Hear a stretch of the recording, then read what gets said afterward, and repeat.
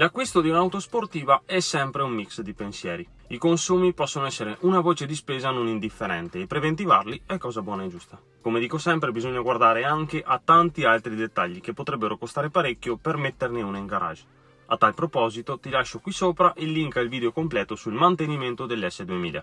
Ma restiamo sull'argomento del giorno. Come sempre la questione consumi è un argomento caldo, dunque è arrivato il momento di fare due conti con l'Honda S2000. Come prima cosa facciamo un bel pieno filo serbatoio che contiene 50 litri come indicato dalla casa madre, 13.2 US gallons da manuale di istruzione.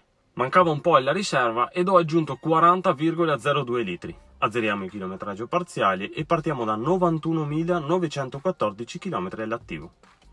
Premetto che l'utilizzo sarà ovviamente misto, con tratti urbani alternati a chilometri macinati a velocità autostradali, oltre a momenti in cui mi si chiuderà la vena e ci darò dentro, questo per rendere realistici i consumi.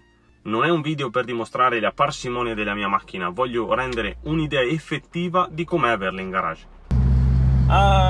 Dopo i primi 50 km circa se n'è andata la prima tacca.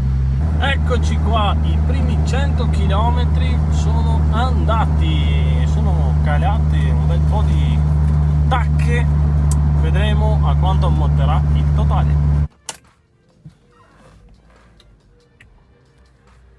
Ebbene sì, siamo a metà serbatoio, 183,9 km percorsi. E avanti. Siamo a un terzo di serbatoio rimasto con all'attivo 373,4 km, con tanto di revisione fatta che ha comportato il tenere accesa l'auto da ferma, non il massimo per i consumi.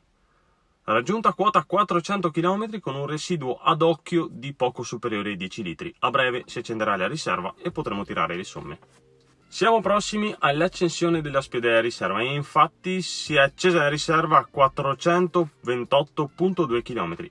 Sì, adesso facciamo un po' di conti. Dal 17 agosto ho percorso 428,2 km. La riserva, come sempre molto variabile e da prendere con le pinze, è universalmente riconosciuta in circa 6 litri. Dunque per coprire questa distanza se ne sono andati 44 litri. Calcolatrice alla mano, dividendo i chilometri percorsi con i litri utilizzati, esce un bel 9,7 km litro, che paragonato ai dati ufficiali Honda di 10,1 km litro per l'uso combinato è decisamente realistico. Considerazioni finali. L'S2000 è una sportiva da 10 km litro, tutto sommato nella media. Resto comunque convinto che con un utilizzo prettamente extraurbano si possono migliorare i consumi.